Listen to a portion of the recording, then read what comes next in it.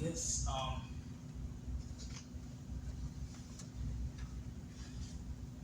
that for a long time I thought that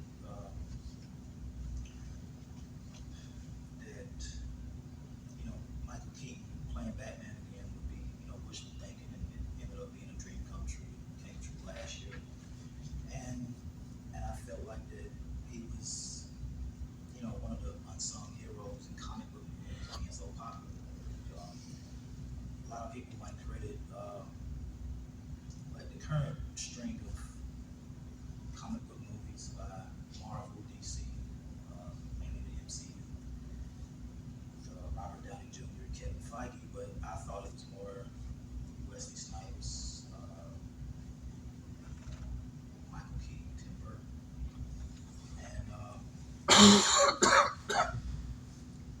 I guess that's my objective here is to persuade that. And I guess I wanted to I guess I needed audience participation for this. I just needed to go around and ask like at least two questions. One was uh, superhero landings when a superhero jumps off a high building, jumps off a high structure and lands in a certain pose. And I just wanted to ask certain students, like, what do they think the first movie that had a superhero landing?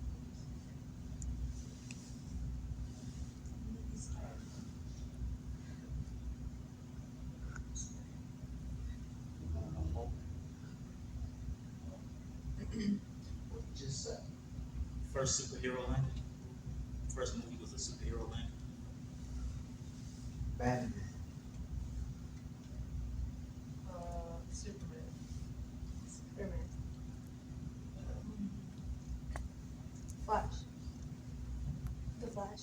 Flash. Spider-Man. Oh, say that again. Spider-Man? Spider-Man. Batman. Spider-Man. Spider-Man. Um, oh, Let's thank Dixon.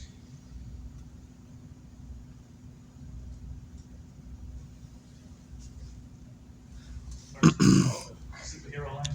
What? First movie was a superhero landing. The movie is superhero. Superhero landing.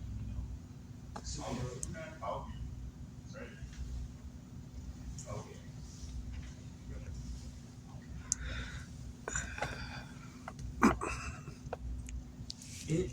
It might well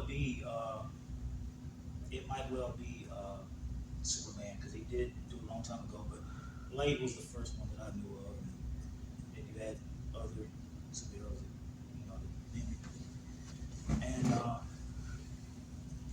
And then there was one other question. Bullet time was another question I wanted to ask. It was the first movie you think that had bullet time.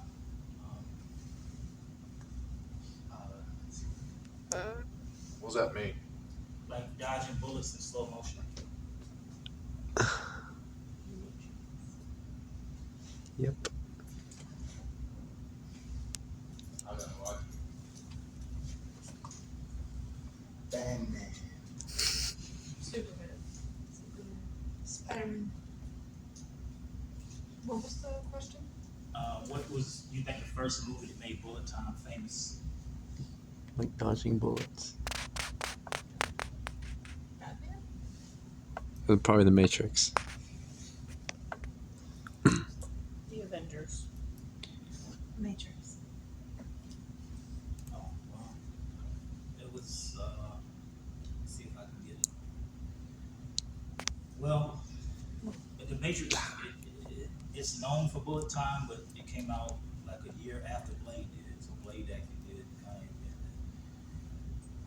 it. And the reason I emphasize bullet time and superhero landing because those have become so popular. Like bullet time is not only popular in a lot of movies, action movies, but it's also popular in video games.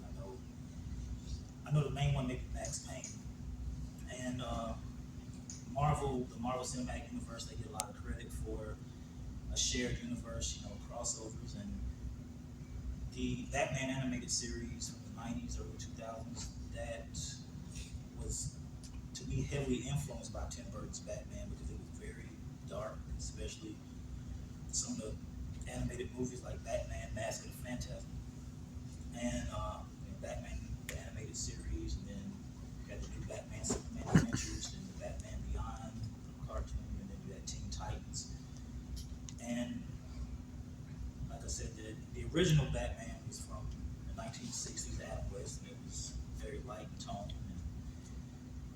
and Tim Burton took over it. Kind of showed that Batman probably was better off, more successful in a dark setting. And you see Tim Burton on the set of Batman and his Batman Returns. And another thing Blade I thought was underrated, that it set the standard for reinventing comic book characters so much that he's the definitive version of the Blade character. That the comic book version of Blade had an afro, colorful clothes, maybe with knives. He, you know, didn't have gloves. The Wesley Snipes version is like all black, shades, silver stakes, UV lights, UV grenades, silver boomerangs, and there's certain video games like Marvel Ultimate Alliance for PlayStation 2. I think they released it on Xbox 360 years ago. Ghost Rider for PlayStation 2. Even those games put Blade in it, and the Blade they put was basically Wesley Snipes' version. Even they had a TV show with Sticky Fingers playing Blade. Doesn't look like Wesley Snipes at all, but they put his version in one of those games, but his version was based off of Wesley Snipes.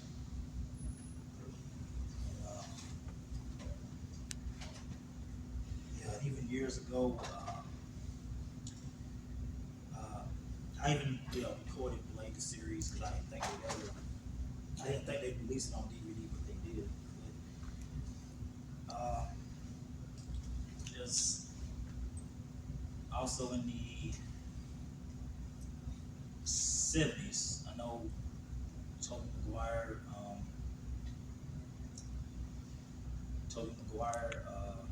is known as Spider-Man, and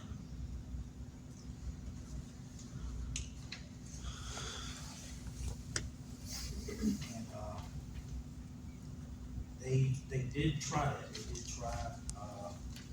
Well, the original Spider-Man, Nicholas Hammond played him in the 1970s, and there was a Wonder Woman television show that didn't take off in the early 2000s. There was an X-Men pilot called Generation X. It actually had the same house from the X-Men movies, and it had two popular characters, Emma Frost and Banshee. Power Pack was another pilot that came out a long time ago that didn't take off.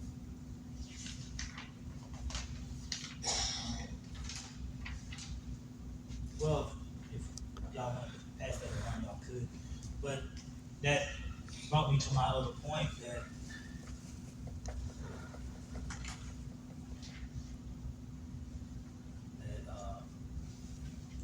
Blade showed that lesser known comic book characters could be a formula that could be a success. And, like Guardians of the Galaxy and Thor, those were hit movies, but Blade did kind of prove that. And he didn't really have the springboard that some other actors had. Like Wesley Snipes was in the prime of his career, and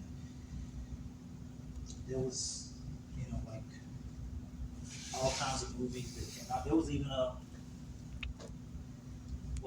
Fantastic Four movie that made in 1994 that never got officially released.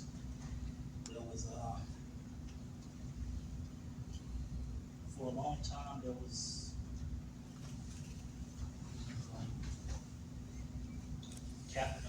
two Captain America movies in the 1970s, there was the 90s,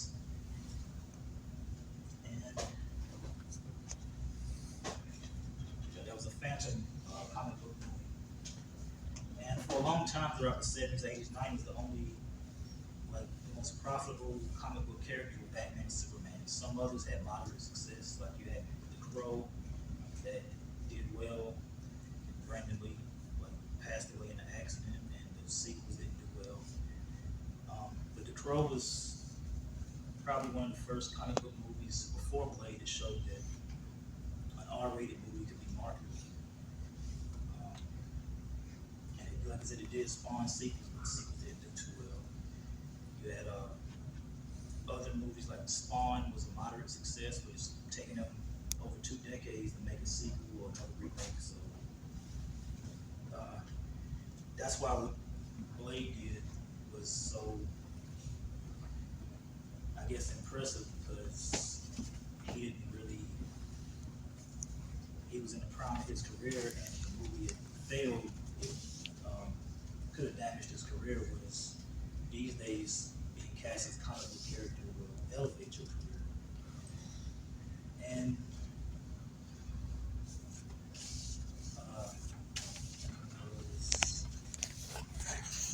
Deadpool. Yeah. Probably wouldn't be a Deadpool if not for Blade Trinity, which is the third Blade movie. Because in that movie, Ryan Reynolds played Hannibal King, and in the movie, someone that worked on the movie said that he was acting more like Deadpool than Hannibal King, and that's how he got interested in the Deadpool character. He eventually, years later, got cast as him as in X-Men Wolverine Origins, and then eventually the Deadpool movie that kind of, resurrected his career. I guess another thing that Tim Burton's Batman movies did was they showed that dark films aren't always rated R. There's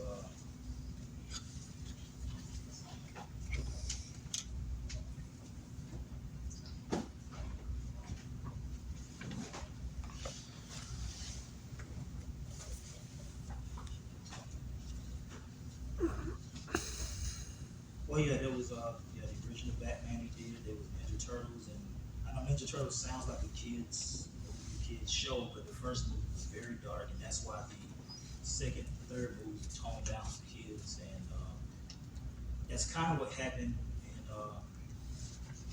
with the Batman series. The Batman Returns was so dark that it kind of interfered with their toy deal, and Tim Burton got replaced by Joel Schumacher, who was a decorated director. And Batman Forever was a success. I think it made more money than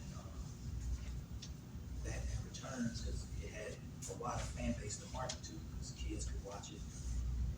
And it was, I remember, like they had toy deals or merchandising deals with like Taco Bell, maybe McDonald's, and in the picture you see Val Kilmer and Nicole Kidman on set, and the animated picture was from a Batman animated series where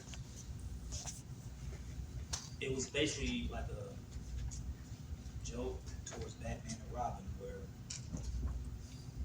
you see it says Shoemaker, it's referencing the director Joel Schumacher, who directed Batman Forever and Batman and Robin.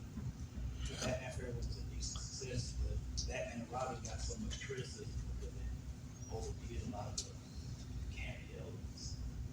And I think the boy's name in that in this clip, I think his name was Joel, so it was poking fun at Joel Schumacher. And to get off comic book movies just for a second, I think the RoboCop movies had a similar formula, where the first two were very violent. The third one was PG-13, and that was a critical and financial failure. But back on topic, that Batman and Robin got so much criticism that they was going to do a fifth movie where they went back to